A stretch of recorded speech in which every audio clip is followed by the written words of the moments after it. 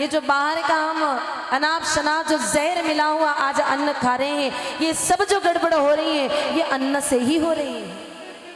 रासायनिक खाद, उर्वरक और ये जो हम पेस्टिसाइड से डालते हैं, इससे हमारे भोजन का जो भी अंश है वो समाप्त हो रहा है।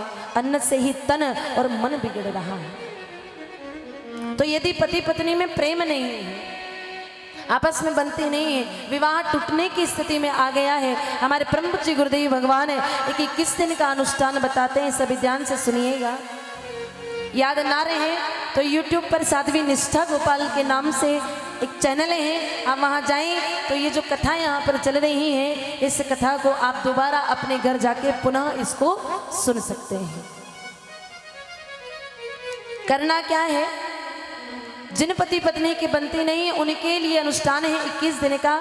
7 प्रकार के धान लाने हैं।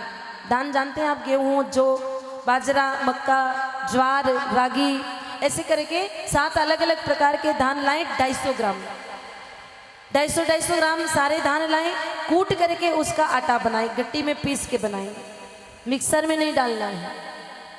क्योंकि मिक्सर में जब कोई वस्तु पीसी जाती है तो अधिक तेज घूमने के कारण उसमें ऊष्मा ऊर्जा उत्पन्न होती है और उस कारण से उसकी गुणवत्ता कम हो जाती है।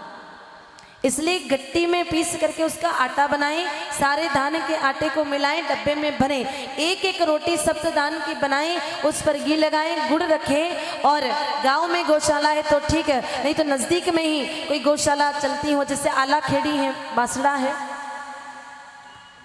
तो वहां जाएं और जो बेल भगवान है, ऐसे बेल भगवान को ले जाकर के वो रोटी जिमाएं और कपूर रख करके बेल भगवान की आरती उतारें, प्रणाम करके परिक्रमा करके लौट आएं। अगले दिन फिर ऐसा करना है।